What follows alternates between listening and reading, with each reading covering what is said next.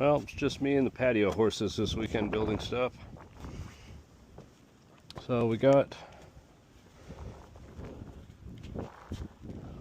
the pitch of the roof, mocked up how the metal roof's going to go to the other metal roof, and now I'm cutting the beam on my patio horses. And then hopefully today I'll get this framed out and maybe get some more lumber and make it stronger. So this is what me and the patio horses got done today. See how windy it is? Yeah, it's awesome.